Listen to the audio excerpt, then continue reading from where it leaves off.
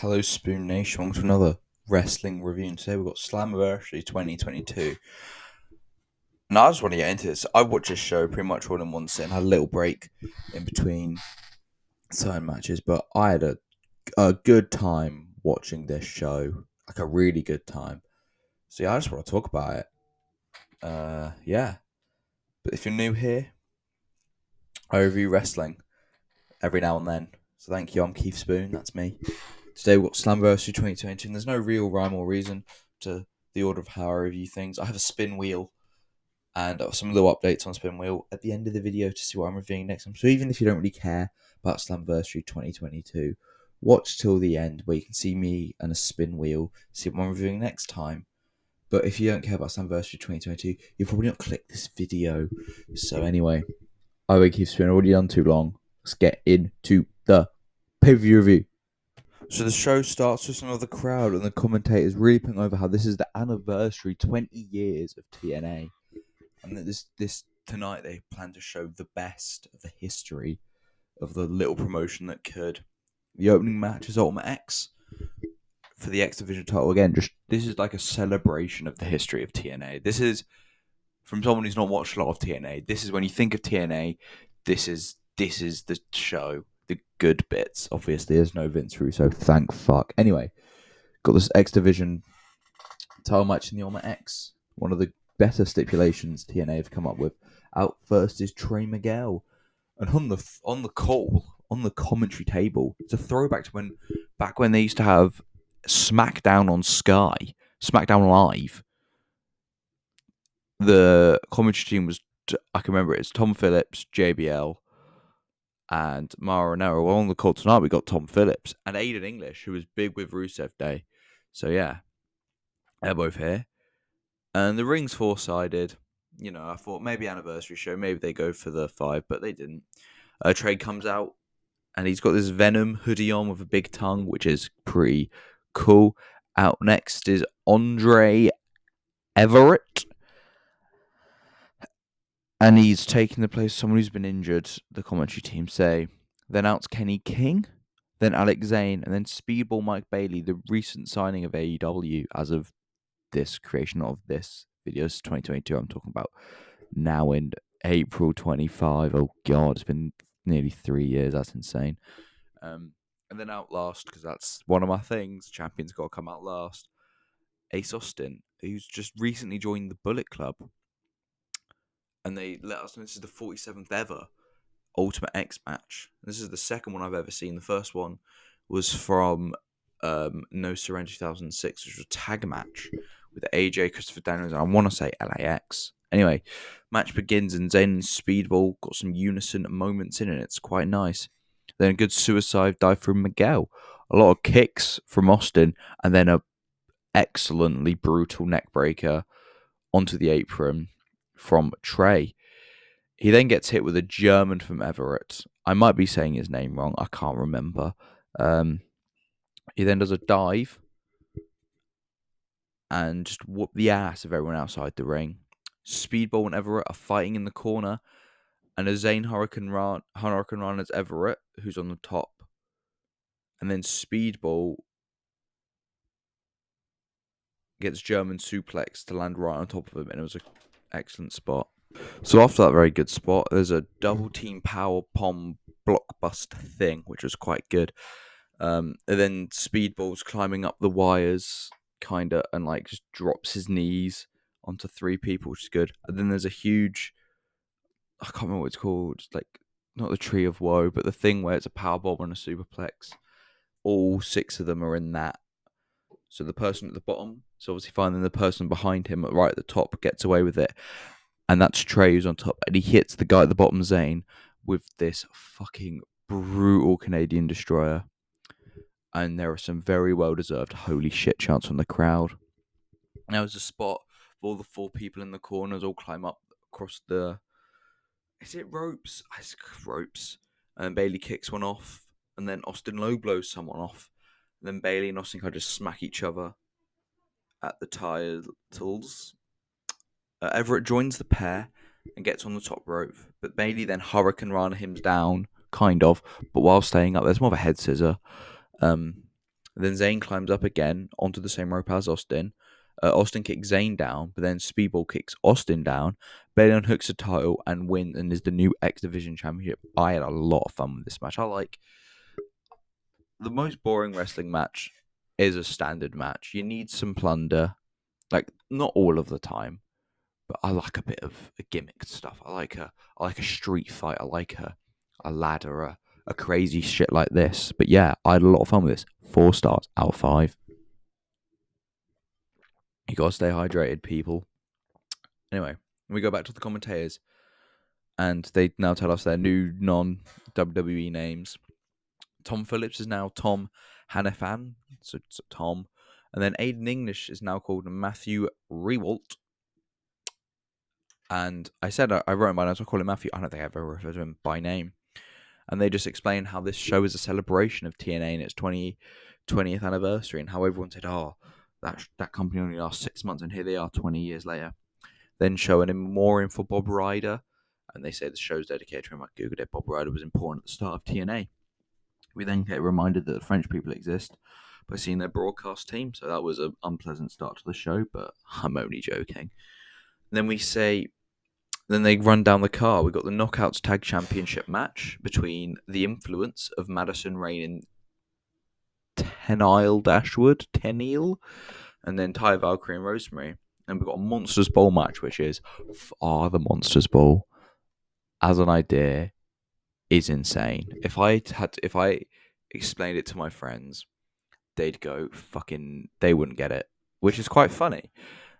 We see clips of them backstage. Moose is stressed out in his dark room, but Sammy Callahan, he's having a good little time. He loves the darkness. He thinks he's fucking Bane. And then they say there's a big 5-on-5 tag match of Honor No More versus the Impact Originals, because I don't know why they can't say TNA. Like, it's obviously TNA. Weird. But then they say, the Impact Original only have 4 people compared to Honor, not Honor for All. What's it called? No Honor Now. Honor No More versus Impact Originals, but the Impact only have 4 and Honor have 5. There's also a Queen of the Mountain match coming up for the Knockout World Championship. Then we've got Briscoes and the Good Brothers for the tag titles, and then the main event of Josh Alexander versus Eric Young for the Impact World Championship. We then go backstage to Scott Hudson, who I'm informed from this is an interviewer from the history of TNA, and has said, when I said he's thank you TNA celebration. The theme of this show is Happy Birthday TNA, and it's pretty decent. Anyway, he's backstage with the Impact team, which is the Motor Machine Guns, Frankie Kazarian, and Nick Aldis. He personally congratulates the Machine Guns because they were voted the most impactful team in the history of Impact Wrestling. And then they go in, well, there's loads of other teams, the Hardys, Team 3D, LAX, and stuff. And they're all bigging up how much of a celebration this is of TNA. And honestly, yeah, TNA living till 2022 is bonkers. The fact it's still here is insane as well. I mean, granted, they keep just doing mental shit. They sacked everyone not that long ago. Anyway. And then Frankie Kazarian runs down the other team saying, you're shit, aren't you? Nick Aldis speaks, and I know he's English. He's from Norfolk, though. He's from nearish to where I am. He's Australian. I could Google it and find out, but he doesn't sound like he's from fucking Norfolk. That man is not from the same place as Alan Partridge. And he says the team look weird, but they don't all fit together. They're all different shapes, sizes, and heights and ages and styles, and whatever. But the thing they all have in common is they're fighting for the soul of No, not the soul of AEW. Fuck me. They're fighting for Impact Wrestling, and they all love Impact and what it's done for them. And then they say, we know who the 5th is, but they don't tell us. And then we get a little video message from Sting saying how much he liked Impact and his highlights. He specifically mentions Joker Sting. And then there's a little highlight pack for him. And then we have the knockout tag title match, Out versus Rosemary, then a tag partner, Taya Valkyrie. Then the Influence, which is a terrible stable name, come out. And I'm like, it's Emma from WWE. Madison Rain and Tanar Dashwood, which is Emma, come out second. Correct. So in the rings, Valkyrie and Rain, but Rosemary instantly tags herself in and then just starts biting Rain. Dashwood's then tagged in, and then the other team swaps as well, and then just more general fighting. Dashwood works over Rosemary, and then the influence fucking hell, they just work her over in their corner. Rosemary goes for a hot tag, but Dashwood stops her. Rosemary then sends Dashwood into the other corner, and they both swap. Tyre unloads, and it's a big blue thunder bomb for a 2 count. And then Rosemary tags herself back in. She goes for a shear, but as she's running, fucking out of nowhere, Dashwood drop kicks her, and it looked pretty good. Valkyrie then breaks up a pin. The influence get whipped into each other, and then a double spear from Rosemary and Valkyrie, but then a double kick out. Influence hit the collab, which I assume is their finisher, and it's kind of just like a STO thing. It's kind of like a skull crushing finale. Then Valkyrie just gets rid of Dashwood. Rosemary's obviously been hit with the collab, shit name. Then she just screams at Rain. Valkyrie then hits her in the Valkyrie hits Rain with the knee, and then Rosemary hits her finish, which is I thought that was gonna be a DDT thing, but she kind of just gets her up and drops her. And they're the new tag champs. It was a fine match, some good stuff. The drop kicks were good. The finishes are always good. 2.5 out of 5. The pair are celebrating, and then we see another video from a TNA legend. It's true. It's damn true. It's Curtis Angle. They make no reference to the fact that, I don't want to talk about it, but we all know it's peak Angle, isn't it? They don't show the fucking moonsault, though. No video package for Angle, actually, which is kind of weird. But then we go back to Sammy and Moose locked up in their dark rooms, and Sammy's just like shadow boxing, and Moose is trying to like batter the door in. And we get a video package explaining why they're having a fight. And it basically, TLDR, is Moose breaks his ankle, Sammy's ankle, and it's a pretty good thing. And Sammy Cannon's like, I will beat you, whether I'm in the dark, whether I'm in the bright. And it's going to be a fucking brutal match from the way they're talking about each other. And it's a Monsters Ball match. For any of you that are new to TNA, a Monsters Ball match is effectively, it's a hardcore match. But the kayfabeness of it is, for the 24 hours before the match begins, they were the competitors were locked in a dark room, like pitch black room, and no food and no water. Obviously, that's not true. That would be mental. But that's the thing, and it's just the silliest of bollocks. That is pure TNA. They get Moose out first, and he's like, "Oh my eyes, man! Oh, take me to the ring." Then Sammy comes out and says, "That was easy. I live there now," which is just funny. Moose is like standing in his spotlight, but Sammy attacks him. Just general brawling at the side of the ring, and then they have multiple bins. So they have the metal trash cans, which is a bin, but then the big plasticky ones, and he boinks him with that. He bonks him with that. Sammy gets some bacon trays and just fucking twats him off Moose's head. Like, fuck, that was brutal. But then Moose retaliates with a metal bin lid. And then, like, Sammy's like selling later a bit further away on the floor. Then Moose just grabs a hot dog and some water from just some random woman in the crowd. We go over to Sam, and he's bleeding a bit. And Moose has got white trousers on, and I love that aesthetic. Oh, he's got his white trousers on, it's got all his blood in it. And then Sammy just fucking gouges Moose's eyes. But then hits a Nuranagi onto the apron, and then a second one. And then they're like, oh, it's the 54th ever Monster Ball match. 54 Monster Ball matches is too many. Hot take. Anyway, but then Moose Uranagi's Sammy through a table that's already there. Moose then grabs a couple chairs and sticks them in the ring. Moose goes to Pillmanize Sammy's ankle again, but he gets out and throws a chair right in Moose's head, but then Moose just throws one back. Moose goes for a spear, but as he's running, Sammy puts him back in that plastic bin, which is funny to look at. And then Sammy wails on the bin as if that would hurt him. The metal one works because it's thin, and you can see the bin get dented, but the plastic one doesn't. But then Sammy stands the bin up, and Moose just has his legs dangling out, which is funny. And then from under the ring, I don't really know the overall wrestling kayfabe explanation of why there are weapons under the ring. Like I understand some things like a table, a chair. You never know when you're gonna need one. A screwdriver, maybe a toolbox. There's a fucking door with barbed wire on it. Like, did Sammy put that there? It must have been 2 days before because he's been locked away for 24 hours. But they wouldn't have set the stage up 24 hours before. Anyway, makes you think. Um, a barbed wire door's fucking rough as well. But then he sets the door up in a corner, but not on the top rope, but on the second rope. He goes to whip Moose into it, but he stops himself. Um, and then he like gets over him and then runs to go up the top rope, but completely slips and is a big "you fucked up chump." And Sammy pushes him off the top, and he goes through the timekeeper table, and then Sammy's like goes down, going yeah. Then he just shouts, "Fuck you" to a timekeeper. That wasn't nice. And then he grabs a bag. I wonder what's in the undisclosed wrestling bag. It's thumbtacks. And then Moose hits. I think that it's his finisher. I don't know Moose's move set. His name's fucking Moose, but it's basically a choke bomb from the top rope into the tags onto Sammy for a 2 count. And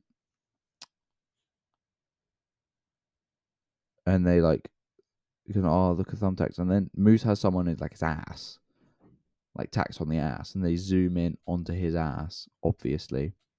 And then he's lying there, and they're like, Moose like drags him and shakes him through all the thumbtacks, and then he stands Sammy up, and then he's gonna go spear him through it. But as he's running, Sammy picks him up for I think a Death Valley driver through the barbed wire door, but Moose just kicks out. Sammy grabs some metal bin lids and gives one to Moose, and they just fucking twat each other like a couple of times. And then they just do a double down. And then like stand up groggy, and Sammy says, "Hit me, Moose." Moose hits him a little bit, and Sammy's good like, "Hit me harder, you motherfucker," or something like that. And then Moose does, then hits a pump kick, but like up against the ropes, and then he bounces back. Sam hits a clothesline, then a pile driver. I think sort of cactus driver when this man does it. And Moose then hits a low blow. But then this looked fucking rough. Moose sets up a bin, but like upside down. So the opening's at the bottom and the bottom of the bin's at the top. If you know what I mean? It's just in the middle of the ring, and then he goes to superplex Sammy, but Sammy turns that like into a power bomb straight onto the top of the bin, and it has fuck all give. It looks awful. And then another driver. I'm like, that's the finish then. But Moose kicks out a 1. I'm like, okay, there must be a lot left. Sammy grabs a barbed wire bat, hits Moose exactly 2 times. Third driver win. I mean, I really enjoyed the match, but I think either don't have Moose kick out at 1, or just have that be the finish. Because the kick out 1 thinks, oh shit, Moose might win. We need a lot more damage here. But it just takes 2 hits with a baseball bat and another driver, and it's finished. I mean, I still give it 3 3/4 stars. It was a very good match. But then we get a video package for the Briscoes versus the Good Brothers. Rest in peace, Jay Briscoe, genuinely. The package shows that the Good Brothers went to the Briscoes family farm. And then I was like, oh, Briscoes. Oh, is it not the other? They're not the other, related to the other Briscoes. There's an E involved. Good Brothers come out first because they're not the champions. TNA know how to fucking do it, man. It's Doc Gallows and Carl Anderson, not to be mistaken for Carl Anderson and fucking Luke Gallows. Anyway, and it's basically the same, but it's like Cash Wilder and what is it? Dash Wilder with FTR.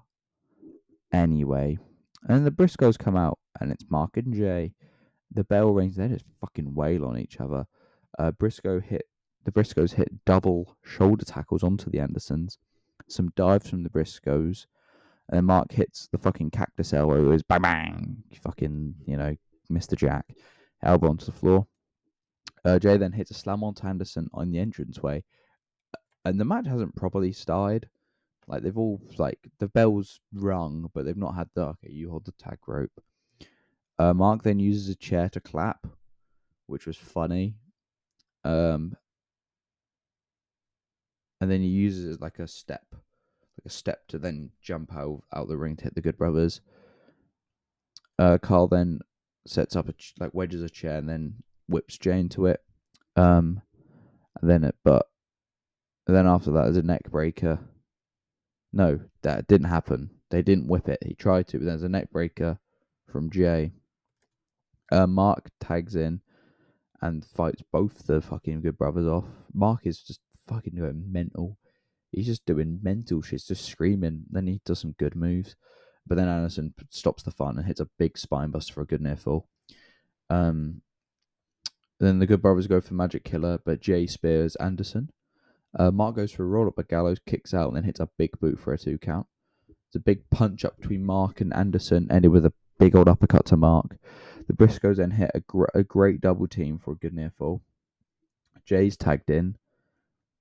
And then the Briscoes just straight up go for a Doomsday device, but Gallows pushes Mark off the top rope into a cutter from Anderson.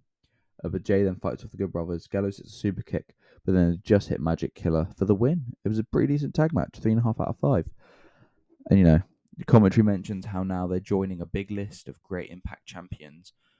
The two teams are looking at each other like, oh, I'm gonna fucking either kiss or kill you. But then entrance music, it's America's Most Wanted, and they come with a 6-pack of beer.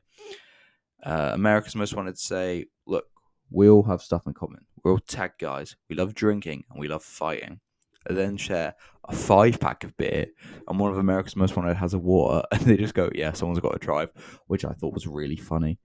And then go back to the commentators, and there's a video package about Mike Tenay and Don West. It was a good little video package with a lot of history of them two. Neither are dead at the time, so it's not an in memoriam. But Don West was very much fighting cancer, which would then later get him in the year, which is terrible, awful, and but it makes sense why they were also. I was watching, I was like, why are they so emotional? Like, neither of them are dead at this point. But yeah, it was really emotional. And then next up is the 10-man tag match.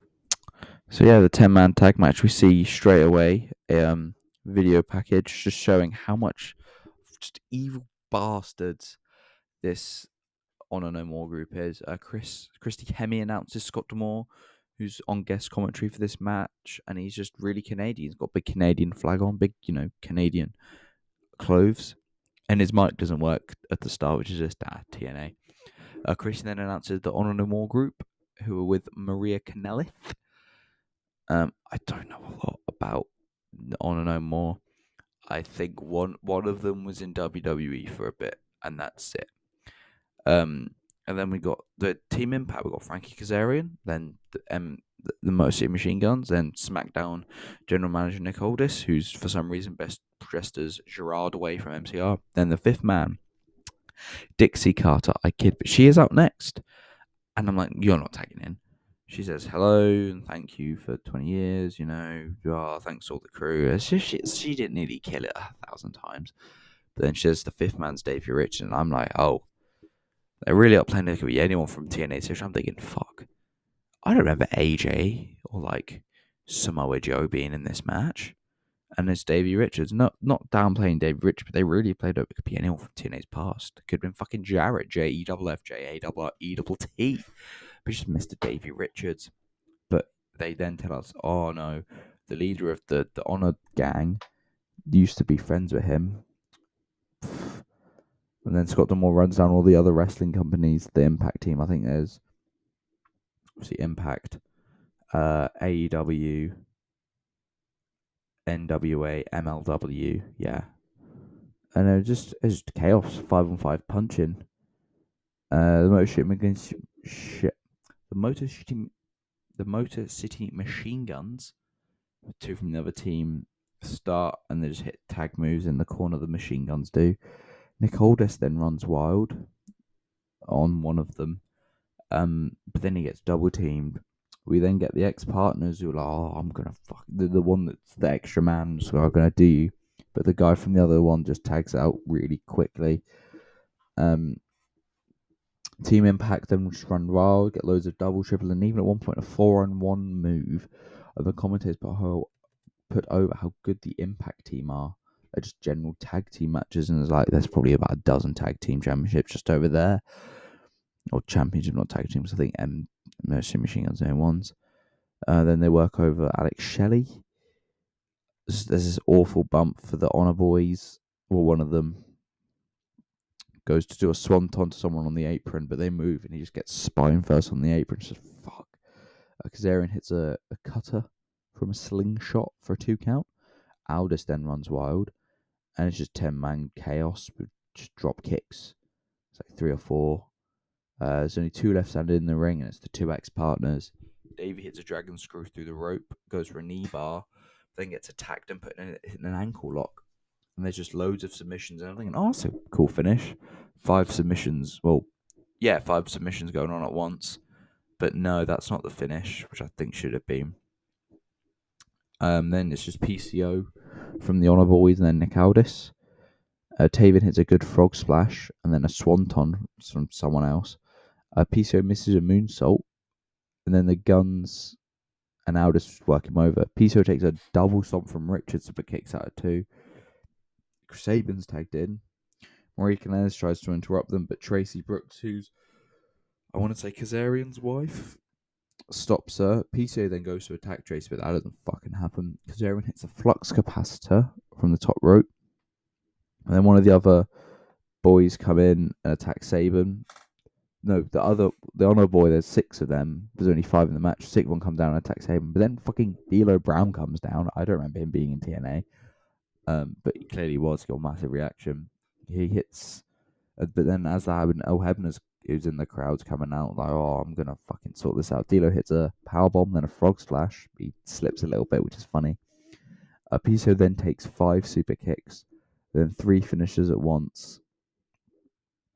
On 3 different people, I think.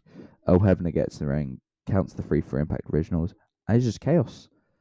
A pretty good match, you know. Probably a lot more fan service than I'd get, but 3.25 out of 5. We now get another video package from AJ Styles, and he's just saying, "Happy birthday, TNA." Talked about his history and how the Flying Elvises was his first match.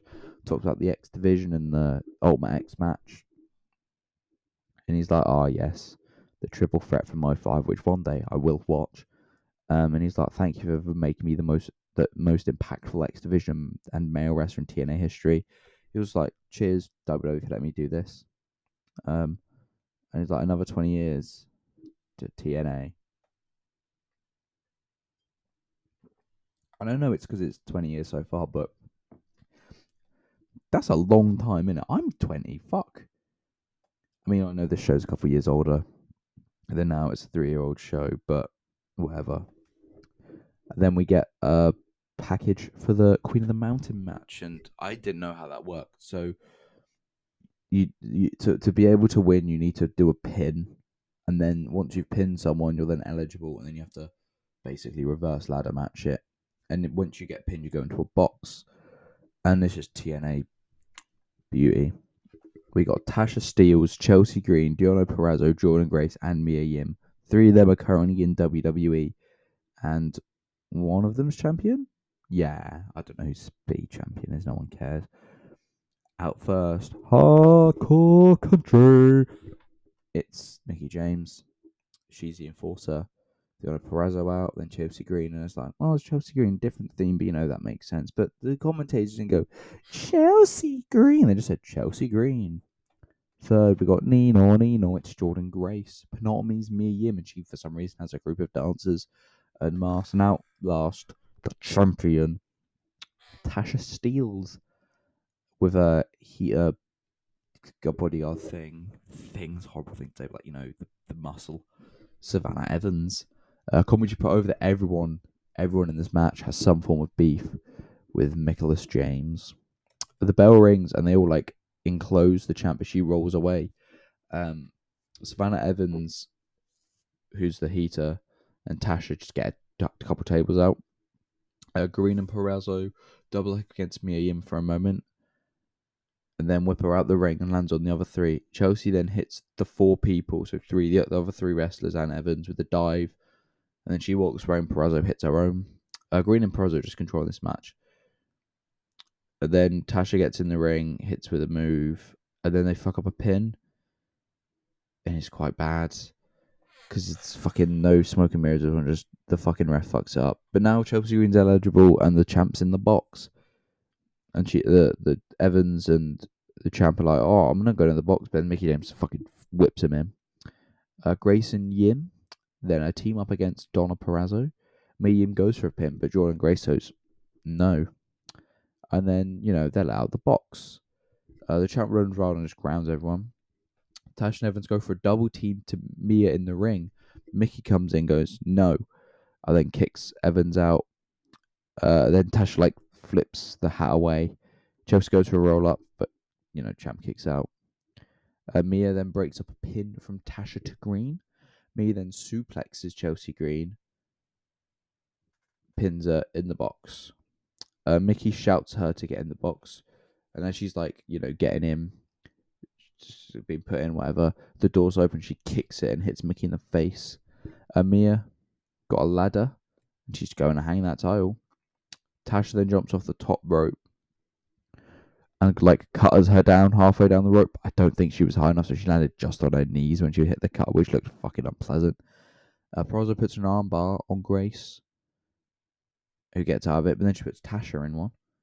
And then Green gets released and straight away spears Grace in the ring.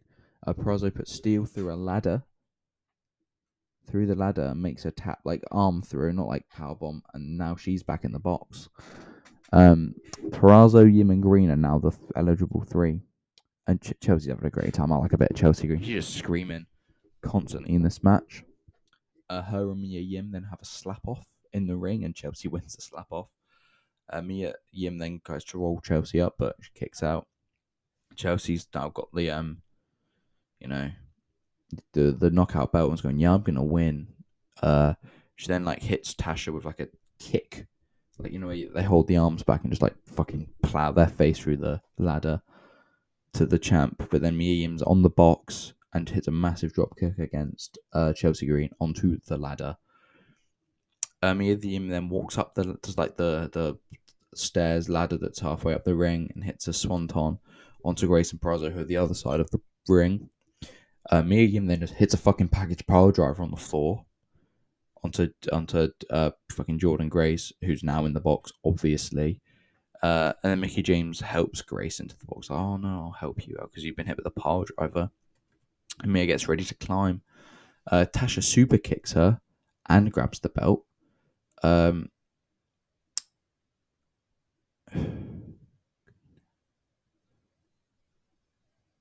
Green then hits her, grabs the belt, and then she climbs herself. Mickey James pulls her down though, hits with a big Mick kick, so Green's out. Perazzo, because naughty Mickey James, you're meant to be the enforcer. Perazzo takes him down, powerbombs her, bounces her off the ladder, and then there's a ladder on the floor, and loads of people just getting twatted against it. Perazzo and Green climb the ladder at the same time, get right to the top, trying to climb it, and push through the tables from earlier, and it's good for. Grace then just Germans. Tasha gets the pin. No, she Germans someone. Tasha gets on top, so now everyone's eligible. Steel hits a neck breaker onto Grace, but then Jordan hits a muscle buster to the champ. He pins her. She's now in the box. Grace is the only person eligible and not in the box or dead. She hangs a title, new knockout championship. Another very good match on this card, showing the best of TNA. 3 3/4 stars out of 5. Now we go backstage. We see Goldilocks. Christ. She's doing an interview with the most impactful knockout of all time, Gail Kim, which, yeah, sounds about right. Kim does a good interview, talk about how TNA is probably the best company for women's wrestling in America. I mean, I know Stardom's good in Japan, but TNA have always been pretty good. Then we go back to the commentator and say, oh, we got a new show coming up. It's going to be on, I don't know, YouTube and fucking Max. No, that's AW. or are they on Fist or something? And then they say, "Oh, I got Bound for Glory coming up." A little video package for the upcoming Bound for Glory. Now we get a package about the main event for the Impact World Championship. Josh Alexander vs Eric Young, and it starts with Alexander's like, "I fought to be a champion, and I watched TNA growing up, and Eric Young was an inspiration to me." And Eric Young's like, "I'm in a group. I'm gonna win. I want the title, and this is the first time I've ever matched, and it's a very good package." And I'm thinking this could be a good match. Eric Young's out first because of course he is. He's not the fucking champion. TNA have gone fucking belt for belt this show. Well done. And his posse are called Violent by Design. I'm just going to refer to them as a posse because Violent by Design is wordy. And then he's got like this hoodie on, which is all cool. He's got an Iron Man mask on. It's just like, oh, it's a bit cringe. But, you know, it kind of goes hard if you just don't think about it. And he takes off and he's fucking ready to go. Josh comes out, Josh Alexander, and he's got a tie. It's got loads of references. I think the knee pads, one's AJ, one's Joe, and then the singlets, Kurt Angle. And then they're just, before they fight, I'm just looking at Eric and going, "You're so bold. That is a smooth human being." At this point in time, he's got no facial hair, obviously. The bell rings. They just keep going for collar tie-ups. So they just keep fucking shoving out of it. And then like Alexander's just winning the pure wrestling aspect of the title, which is really good. The pair both go for Christopher Daniels moonsaults, but both miss. Then go for a double down. Like it's really aggressive, fucking double down. Then they go forehead to forward in the middle, and they just keep slapping each other. So they go up, then some chops and some slaps, and Alexander gets Young into the corner and just does TNA stuff. So does Joe's face, I think it does AJ's knee strike. And then Young hits a Death Valley drive. I keep calling it a Death Valley driver. I hope I'm not mixing that up with the Burning Hammer because one of them's like a death move and the other one's basically an attitude adjustment, but you land on your closer to your head than your back anyway. You know, and then one of the posse set up a table. Young then like, "Ooh, I'm gonna fall for a table," but he doesn't. He then gets to the top rope, like slaps Alexander down, hits a pretty big elbow drop for a 2 count. And then a bit of the video package leading up was like, "Oh, I hit with a pile driver onto the wood, and that's how you broke your neck, or like you broke your neck back in the day. I'm trying to do it again." And he starts to like prepare the ring to be stripped later on. But then Alexander gets the upper hand and hits the fucking Samoa Joe powerbombing straight into a Boston Crab, which is beautiful. But then while he's in it, the posse come in and Alexander just fucking kills them both. Eric then hits, well, they say Jeff Jarrett's finish for a 2 count. Alexander reverses a package pile driver attempt into an ankle lock. It's just a history of TNA. Then Young hits the fucking black hole slam, vicious move for a 2 count. And they're now in the semi-exposed corner, maybe like 20% exposed. They've like unhooked the first thin layer of canvas. Alexander keeps going for his finish, but he just keeps getting out. Yeah, they just can't do it. He can't do his finish, but it's a butterfly power driver kind of. And then they're fighting in the middle, and Alexander just hits a fucking Styles Clash for another good near fall. Ankle lock on Eric Young, which grapevines into middle ring, and I was thinking he's gonna fucking tap here. But then one of the fucking Death by Vengeance or whatever they're fucking called, the posse, Violent by Choice, I can't remember, something like that. I've said it previously. I got it right once. Just throw powder all over the ref's face, and Young just starts tapping, but obviously ref's blind and deaf. Alexander then just kills the posse and puts one of them through a table with Olympic slam. Then the other one has a big flag, death by, I can't, not death by this one, that's a pay per view. Anyway, he's got his big flag. Then just Alexander gets a flag out, big Canadian flag on a hockey stick, the one Scott D'Amore came with, and just fucking breaks the hockey stick over the guy's back. And he's like going, "Yeah, Canada." And then he turns straight into a fucking guitar shot. This is basically the TNA match. And then after the guitar shot, Young gets the official up, and it's a very good near fall. Eric Young then opens up the wood properly so you can see the wood, and it's like, fuck, that's gonna suck. Young then just hits a pile driver on it. I'm like, oh, that the finish? Okay, I didn't think he'd win. Near fall. I'm like, oh my god, Josh is bleeding. Eric goes for a top rope pile driver, but Josh gets out of it. Another ankle lock. Josh hits a driver onto the orange. Unagi. He hits a fucking Samoa Joe's Unagi onto the wood. Then he takes down his signet, hits the C4 spike onto the wood, and he retains. Fucking excellent match. 4.5 out of 5. This match encapsulates the whole show. It's like here's the history of TNA. I love this show. I'm not a massive TNA guy. This is the second time I've ever watched a TNA pay per view, but you know of TNA, and this was a great match. I loved it. I loved the show as well. It was a great anniversary for TNA and a good history lesson for the semi-casual fan, like TNA fan. Like, I know what's going on in TNA, but like, I'm not following it. I couldn't name you every world champion they've had. I couldn't do like half either. Like, everyone knows, like, oh, Joe, Hogan, fucking Josh Alexander, Moose, you know. But anyway, I recommend this pay per view. If you want to see what's modern TNA doing with little references to old TNA, watch this show. Anyway, now the bit we're all here for. What am I reviewing next time? Let's go to the new. I say new, it's the same wheel. Let's go to the wheel and see what I've watched next time. So, Eagle Eye viewers might notice that the entries have gone down by quite a bit, and it's not because I've watched that many shows. I've just went through it all, and there are some things on there that aren't really a show. So, the Beast in the East was just a Network special, and then there's a couple NXT UKs, which was just technically they showed the match, the final live. Same with like the Mae Young Classic, the final was shown live and stuff like that. So I got rid of some of them, but still 800 more shows to watch. Anyway, click to spin. ECW, AEW. I'd like to look at some anything really. I'm just in the mood for wrestling at the moment. What have we got? We got One Night Only.